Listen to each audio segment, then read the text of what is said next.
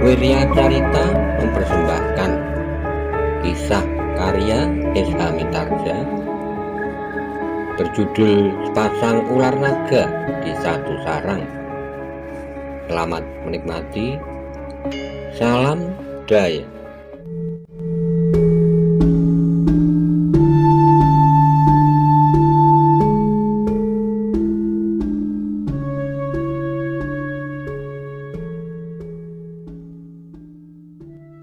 Monggo kula aturi subscribe, like, komen, saha share.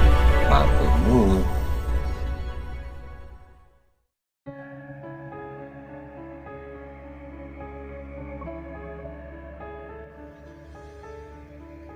Mudah-mudahan kau berhasil. Sudah sewajarnya Anusapati disingkirkan dari tempatnya, karena ia memang tidak berhak menduduki tahta saat ini. Karena jika benar kekuasaan Tumapel seharusnya ada padanya, maka Tumapel adalah sebagian kecil saja dari kebesaran Singosari sekarang. Dan bagi Singosari yang besar, kau adalah orang yang paling tepat untuk mendapatkan tempat yang tertinggi, karena kau adalah putra Sri Rajasa yang paling dikasihinya.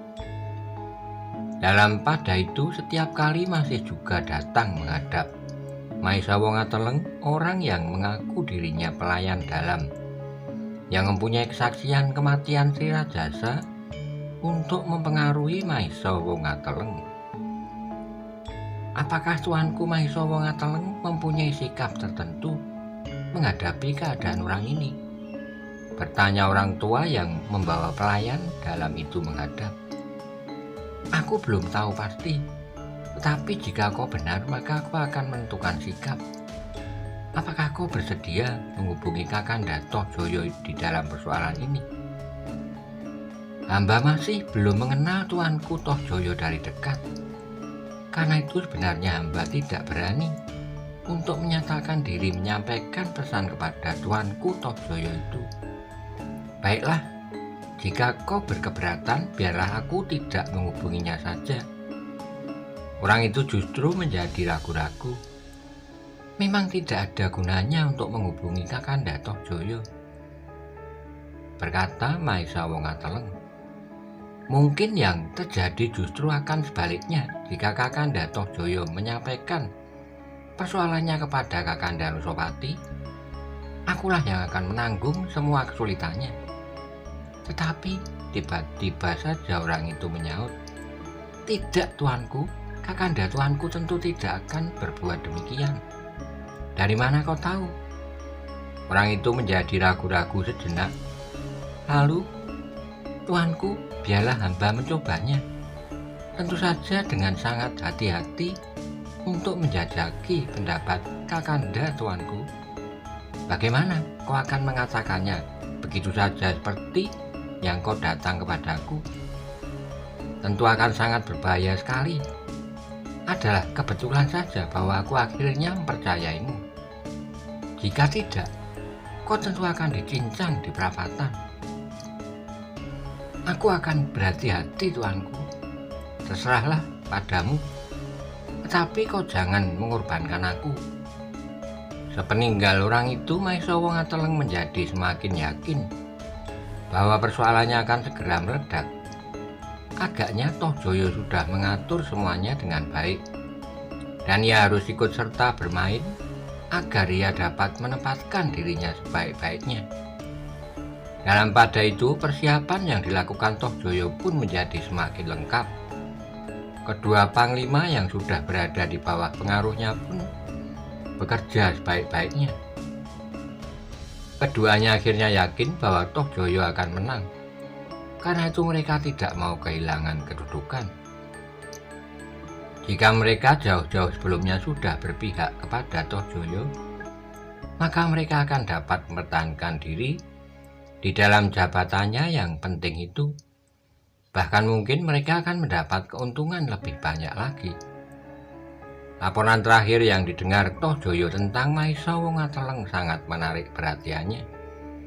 Baginya Maisa Wongateleng tidak akan merintanginya jika ia berbuat sesuatu. Untuk menghindarkan diri dari kecurigaan Tohjoyo dan orang-orangnya yang menurut Maesa Wongateleng tentu sudah tersebar di seluruh halaman istana, maka ia pun jarang sekali berhubungan dengan Anusapati. Namun semakin lama ia berhasil semakin dalam memancing keterangan tentang kegiatan yang dilakukan oleh Tohjoyo justru dari orang yang harus memisahkannya dari Anusapati. Agaknya Tuanku Tohjoyo tidak terlampau banyak menaruh perhatian, Tuanku, berkata orang yang sering datang kepadanya. Tuanku Tohjoyo lebih tertarik pada sabung ayam daripada pemerintahan. Maesa Wongateleng mengangguk-anggukkan kepalanya, namun sejenak ia berdiam diri, merenungi persoalan yang sedang dihadapinya. Tuanku, berkata orang itu, sebaiknya Tuankulah yang menentukan sikap. Tuanku mempunyai kesempatan yang baik, karena nama Tuanku sampai saat ini masih belum ternoda sama sekali.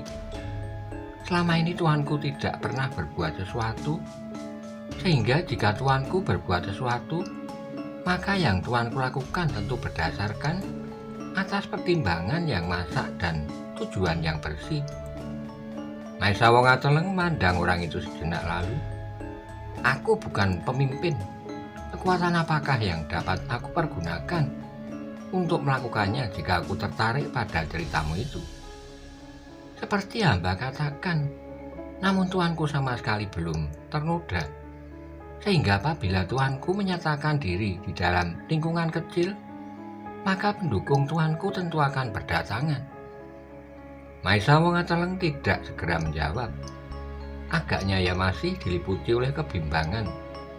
Namun kemudian katanya, aku bukan seorang yang berani berdiri tegak di atas kedua kakiku sendiri. Aku adalah orang yang sampai saat ini masih selalu menggantungkan diri pada orang lain. Demikian juga agaknya kali ini, jika Kakanda Tohjoyo tidak bersedia dan lebih tertarik kepada sabung ayam, maka aku sama sekali tidak peduli apa saja yang akan terjadi atas Singosari. Aku lebih suka bermain-main dengan anakku dan berjalan-jalan bersama istriku.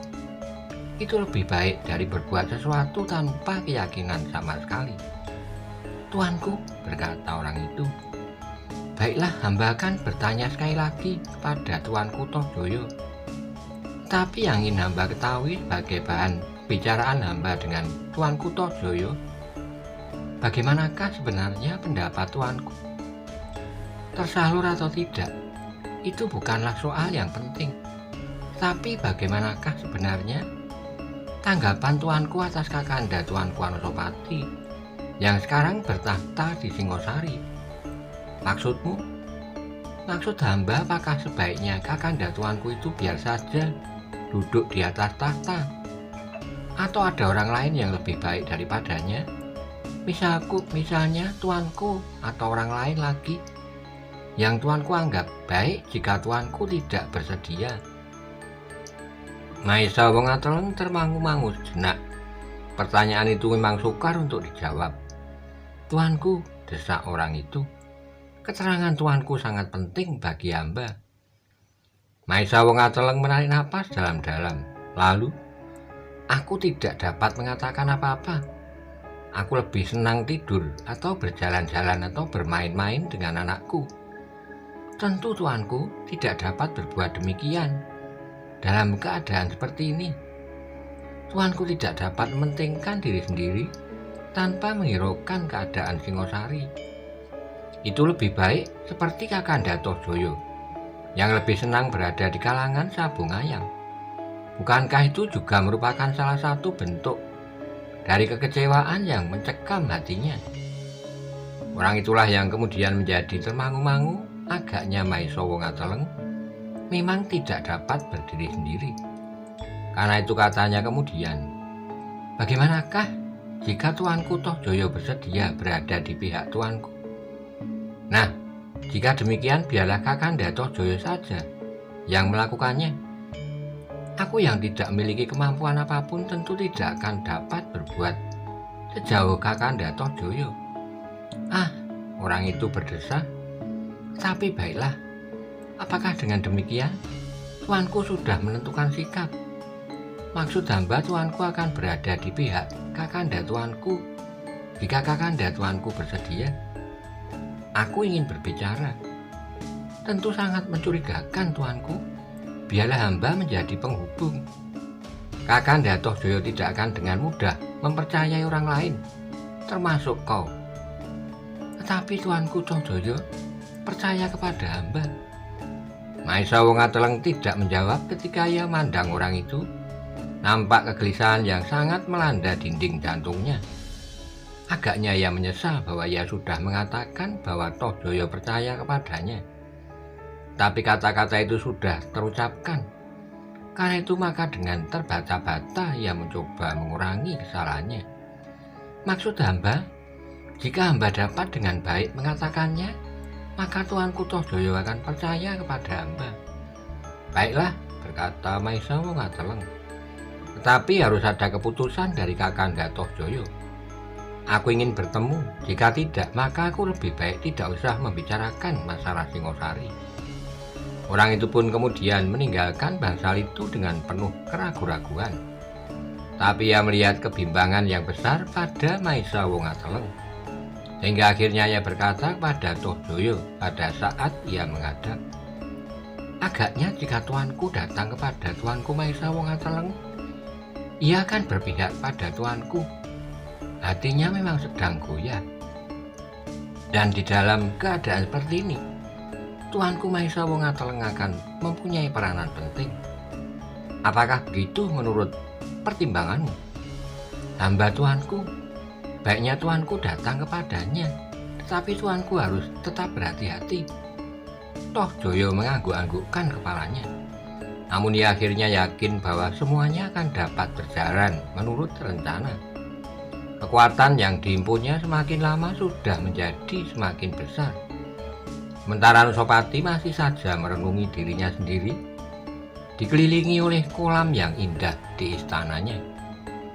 Seperti yang disarankan oleh pembantu-pembantunya, Tohjoyo akhirnya datang juga pada Maisa Wongateleng dengan diam-diam. Bahkan ia berusaha untuk tidak dikenal oleh seorang pun, juga oleh prajurit-prajurit yang sedang bertugas.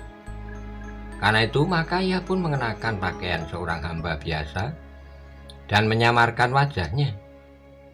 Maisa Wongateleng terkejut menerima seseorang yang belum pernah dikenalnya datang bersama orang yang sering datang kepadanya dan bercerita tentang Anusapati itu.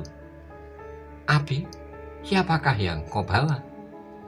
Orang itu tersenyum katanya. Baiklah tuanku sendiri bertanya kepadanya. Belum Maisa Wongateleng bertanya maka orang itu telah mendahului berkata, apakah kau tidak dapat mengenal aku lagi, Adinda? Maisa Wongateleng termangu-mangu sejenak, namun kemudian katanya, aku memang pernah mengenalmu. Pandanglah aku dengan baik. Akhirnya Maisa Wongateleng tersenyum desisnya. Kakanda Tohjoyo. Ya, aku adalah Tohjoyo. Silakan Kakanda. Maisa Wongateleng mempersilahkannya duduk di atas sebuah batu hitam yang beralaskan kulit kijang hasil buruan Maisa Wongateleng sendiri. Kedatangan Kakanda dengan cara ini sangat mengejutkan aku. Tohjoyo tertawa katanya. Aku hanya ingin bergurau, Adinda. Sebenarnya tidak ada alasan apapun juga yang memaksa aku berbuat seperti ini.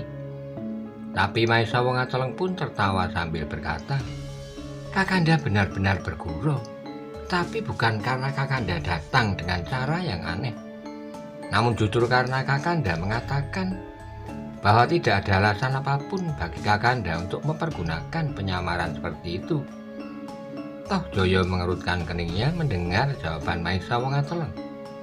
Apalagi ketika Maisa Wongateleng meneruskan, aku sudah tahu semuanya yang akan Kakanda katakan.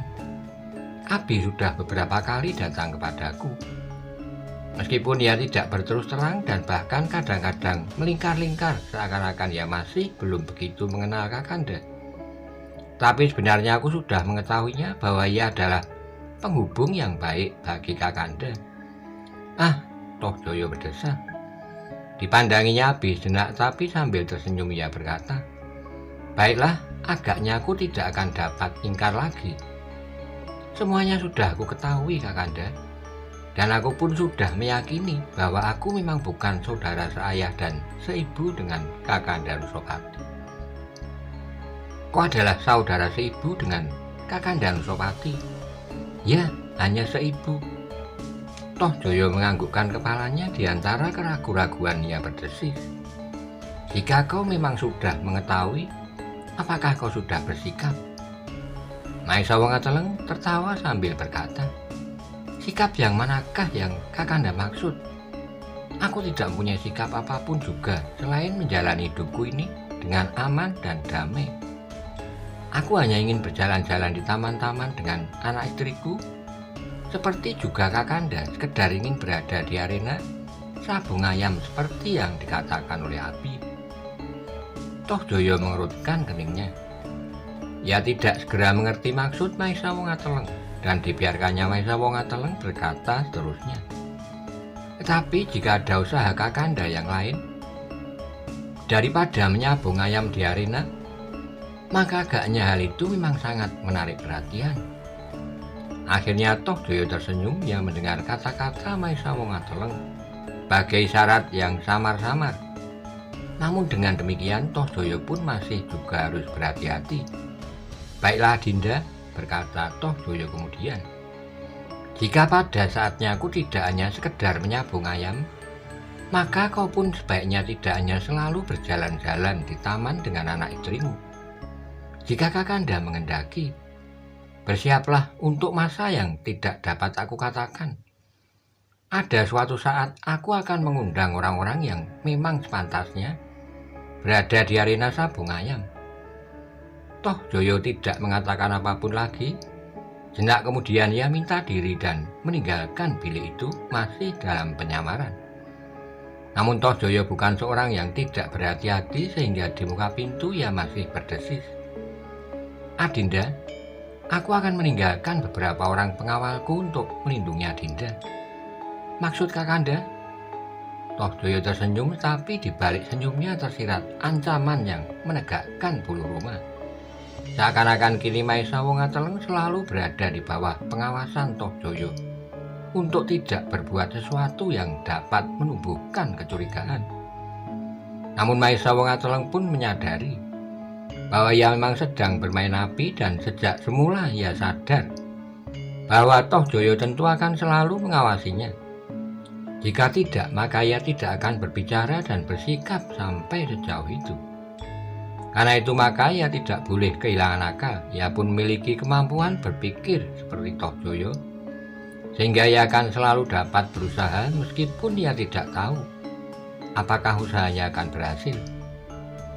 Meskipun demikian, Maisa Wongateleng tidak dapat ingkar bahwa ada perbedaan antara dirinya dan Toh Joyo di dalam kedudukannya di istana Singosari. Toh Joyo agaknya telah berhasil menghimpun beberapa orang pengikut, sedang ia sendiri sama sekali tidak melakukan usaha untuk kepentingan seperti yang dilakukan oleh Toh Joyo. Karena itu di dalam keadaan seperti yang sedang dialaminya, ia memang mengalami kesulitan. Karena itu maka Maisa Wongateleng pun telah membatasi geraknya sendiri. Ia menjadi curiga kepada setiap prajurit yang bertugas di regol bangsalnya. Bahkan ia menjadi curiga kepada setiap prajurit yang ada di dalam halaman istana. Tetapi masih ada suatu jalur yang dapat ditempuhnya, dan ia berusaha untuk mempertahankan jalur itu agar tidak terputus oleh tindakan Toh Joyo yang agaknya sudah tersusun rapi. Tiap kali Maisa Wongateleng keluar dari bangsalnya, maka prajurit yang bertugas di regol bangsalnya selalu menundukkan kepalanya dalam-dalam sambil bertanya, apakah tuanku akan pergi? Ya, aku akan berjalan-jalan. Maka prajurit itu pun langsung manggil satu atau dua orang anak buahnya dan perintahnya, jagalah tuanku Maisa Wongateleng baik-baik. Maisa Wongateleng tidak dapat mengingkari kenyataan itu, sehingga dengan demikian maka ia harus berbuat tepat dalam keadaan yang tepat pula. Toh Joyo yang sudah telanjur menghubungi Maiso Wongateleng dan belum mendapat jawaban yang pasti daripadanya, tidak dapat membiarkan rahasianya sampai kepada Nusopati. Karena itulah maka ia berusaha menjaga Maiso Wongateleng sebaik-baiknya. Namun sekali waktu Maiso Wongateleng ingin mencoba juga apakah yang akan dilakukan oleh pengawal-pengawal bangsalnya. Seandainya ia berterus terang mengatakan bahwa ia akan menghadap Kakanda Nusopati. Ketika pemimpin pengawal mengangguk di depan Regol sambil bertanya, maka ia pun menjawab, "Aku akan menghadap Kakanda Nusopati." "Apakah ada sesuatu yang sangat penting, tuanku?" "Ya, sudah agak lama aku tidak menghadap." "Baiklah tuanku, di Paseban ada juga pengawal dan pelayan dalam yang akan melindungi tuanku jika diperlukan, meskipun tuanku tidak mengenalnya. Karena tentu para pengawal yang akan mengawal tuanku sampai ke Paseban tidak boleh ikut masuk ke dalam. Tapi jangan takut bahwa pembicaraan tuanku tidak dapat kami dengar. Kami akan tetap mengikuti pembicaraan tuanku dan di mana tuanku perlukan, kami akan membantu dan melindungi tuanku." Maiso Wongateleng memandang prajurit itu dengan tajamnya. Namun kemudian ia pun tersenyum sambil berkata, "Terima kasih, aku akan selalu berhati-hati. Silakan tuanku, setiap saat panggil saja nama Abi. Dimanapun dalam keadaan apapun, jika tuanku memerlukan maka orang yang bernama Abi itu akan datang menghadap siapapun orang itu." "Maksudmu Abi adalah panggilan rahasia?" Prajurit itu tersenyum lalu, "Ya tuanku, namun setia. Abi tahu pasti apakah tuanku memerlukan benar-benar atau tidak. Jika tuanku hanya sekedar ingin tahu yang manakah Abi itu, maka tuanku akan gagah." Maiso Wongateleng tertawa pendek katanya, "Tidak-tidaknya aku sudah mengenal satu kok." Prajurit itu mengerutkan keningnya, namun ia pun kemudian tertawa pula. "Ya, hamba salah seorang dari mereka. Baiklah, aku akan pergi dan segera akan kembali. Silahkan tuanku, dan tuanku tidak usah cemas memikirkan putra tuanku dan tuan putri. Kami akan menjaga baik-baik setiap saat. Tidak akan ada bencana yang dapat menyentuhnya." Dada Maiso Wongateleng berdesir. Ia sadar bahwa jika ia berbuat sesuatu yang tidak menguntungkan Tohjoyo, maka anak dan istrinya akan dapat menjadi korban karenanya. Sambil mengangguk-anggukkan kepalanya, Maiso Wongateleng meninggalkan Regol itu. Kini ia tahu benar betapa licinnya Tohjoyo. Apalagi agaknya ia sudah berhasil menyusun jaringan yang luas. Bahkan ada di sekitar Anusapati pula. "Tapi bagaimana aku dapat menyampaikannya pada Kakanda Nusopati?" bertanya Maiso Wongateleng di dalam hatinya. Setiap gerakannya selalu diawasinya. Tapi Maiso Wongateleng tetap bertekad untuk menyampaikannya pada Nusopati. Apa yang sebenarnya telah terjadi di Istana Singosari itu? Namun ia harus mendapatkan cara yang sebaik-baiknya tanpa mengancam keselamatannya. Dan lebih-lebih lagi adalah keselamatan istri dan anaknya. Dengan kepala tunduk, Maiso Wongateleng berjalan terus diikuti oleh 2 orang pengawal bersenjata. Kali-kali Maiso Wongateleng sempat memandang kedua orang pengawalnya, tetapi ia tidak mendapat kesan apapun pada wajah kedua orang itu. Di bangsal kakandanya Nusopati, Maiso Wongateleng tidak mengatakan apapun juga selain sekedar berkunjung, karena mereka sudah lama tidak bertemu. "Jadi kau tidak membawa kabar apapun juga, Dinda?" bertanya Nusopati. "Tidak, Kakanda. Aku hanya sekedar menengok keselamatan Kakanda sekeluarga." Nusopati mandang Maiso Wongateleng sejenak, lalu menarik napas dalam-dalam. Ia melihat sesuatu terbayang di wajah Dindanya, tetapi agaknya Maiso Wongateleng tidak dapat mengatakannya. Namun bagi Anusapati, setiap persoalan yang akan disampaikan kepadanya seakan-akan telah dapat dibacanya, tentu sebuah peringatan agar ia berhati-hati. Apalagi kini keris Empu Gandring sudah tidak di tangannya lagi. dan ia seakan-akan sudah tidak mampu lagi menolak tuduhan Tohjoyo, yang meskipun tidak dikatakan bahwa Anusapatilah yang sebenarnya telah membunuh Sri Rajasa dengan tangan sendiri atau meminjam tangan orang lain dengan keris empu gandring. Dan Anusapati pun sadar bahwa sebenarnya ada nyala di dalam dada Tohjoyo untuk membalas dendam, betapapun ia menyamar niatnya. Dan yang paling pahit bagi Anusapati, bahwa ia merasa tidak berhak lagi menyembunyikan atau menjaga dirinya sendiri. Demikianlah maka pertemuan itu hampir tidak berarti sama sekali bagi Maisa Wongateleng yang ingin menyampaikan sesuatu kepada kakandanya, karena ia tidak mempunyai kesempatan sama sekali.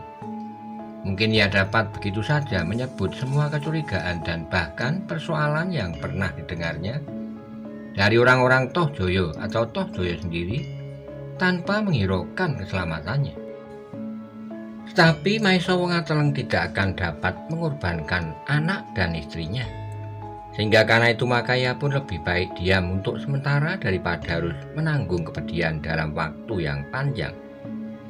Ketika kemudian Maisa Wongateleng telah memohon diri dan turun ke halaman, maka hatinya menjadi semakin berdebar melihat beberapa orang prajurit yang berjalan-jalan tergesa-gesa.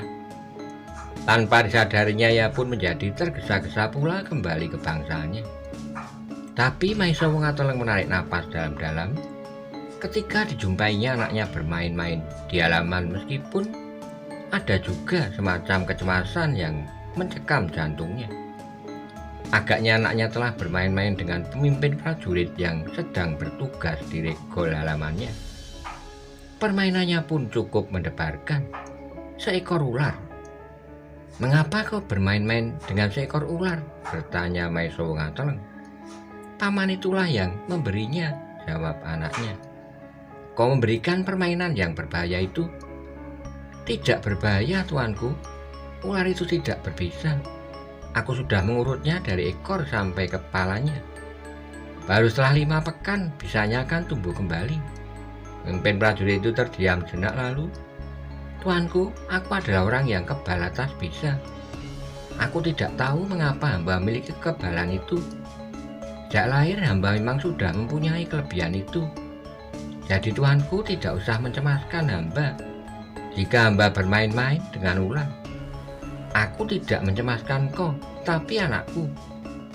Putra tuanku pun tidak usah tuanku cemaskan, karena hamba dapat menjaganya sebaik-baiknya. Tapi jika diperlukan, hamba pun membawa ular yang masih lengkap bisanya, hanya kecil." Dada Maisa Wongateleng menjadi berdentingan ketika ia melihat prajurit itu membuka kantong ikat pinggangnya yang lebar. Dari kantong itu dikeluarkannya seekor ular yang kecil saja. Tetapi ular itu bergelang hitam dan putih di seluruh tubuhnya. "Ular weling," desis Maisa Wongateleng. "Ya, ular weling. Hampir sama dengan ketajaman bisa ular bandotan hitam, dan sedikit lebih tajam dari ular bandotan coklat." Maisa Wongateleng mengangguk-anggukkan kepalanya. Jawabnya, "Ya, tapi masih belum setajam bisa lidah seseorang." Prajurit itu mengerutkan keningnya, ditatapnya Maisa Wongateleng dengan tajamnya. Namun Maisa Wongateleng memandang langsung ke bintik hitam mata prajurit itu, sehingga prajurit itu justru menundukkan kepalanya. "Hamba tidak tahu maksud tuanku. Baiklah, aku memang tidak bermaksud apa-apa. Sudahlah, simpanlah permainanmu yang mengerikan. Jika istriku melihat bahwa anaknya telah bermain-main dengan ular, maka ia akan berteriak-teriak sepanjang hari, dan bahkan di malam hari ia akan dikejar oleh mimpi buruknya." Maisa Wongateleng pun kemudian membimbing anaknya meninggalkan halaman itu. Setelah ular yang sudah tidak berbisa itu dikembalikan pada prajurit yang menjaga regol halamannya. Namun dengan demikian Maisa Wongateleng menjadi lebih ngeri lagi daripada bermain-main sendiri dengan ular. Ia sadar bahwa jika keadaan maksa, maka anaknya akan disentuh oleh bisa ular weling yang disimpannya. Dan tidak seorang pun yang akan menuduh kepada orang lain bahwa yang terjadi adalah kejahatan, karena anaknya ternyata telah digigit ular. Setan, desis Maiso Wongateleng.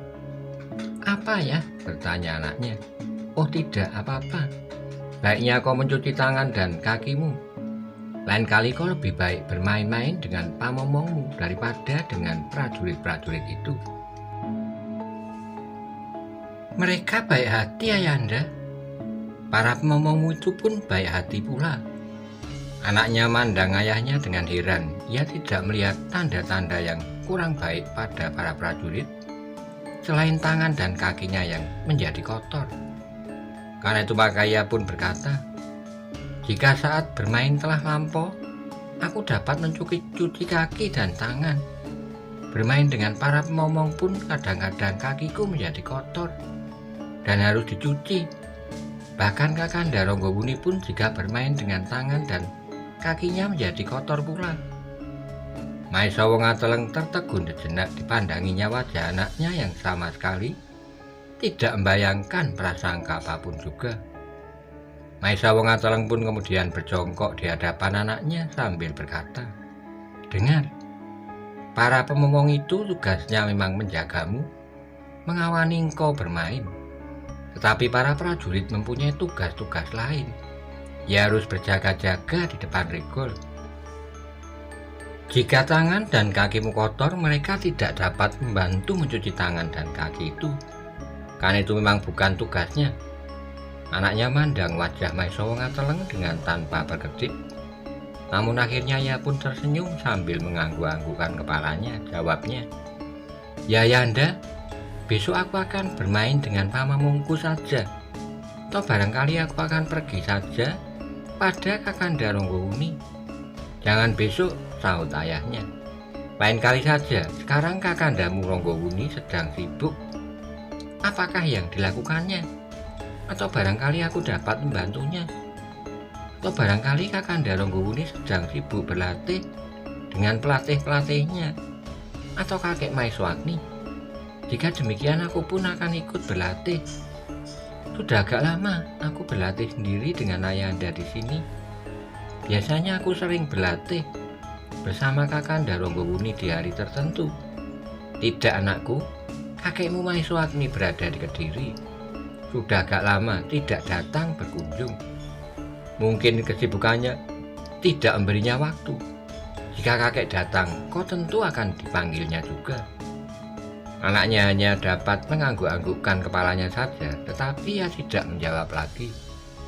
Maka Maiso Wongateleng pun kemudian menyerahkan anaknya kepada pamomongnya agar dibersihkan kaki dan tangannya, kemudian menyerahkannya kepada ibundanya yang akan membawanya ke pembaringan.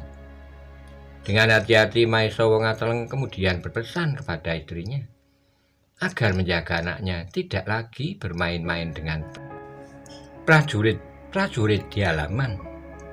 Merekalah yang kadang-kadang memanggil Kakanda, sahut istrinya. Tapi jagalah agar anak kita tidak berada di antara mereka. Mengapa Kakanda? Bertanya istrinya. Apakah memang ada pantangan? Tidak Dinda, tetapi biarlah anak kita tidak mengganggu tugas mereka.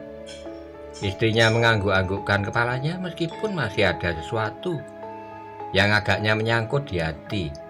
Tapi ia tidak bertanya lagi, sedang Maiso Wongateleng pun tidak sampai hati mengatakan persoalan yang sebenarnya. Sebab jika demikian, maka istrinya tentu akan menjadi cemas dan ketakutan.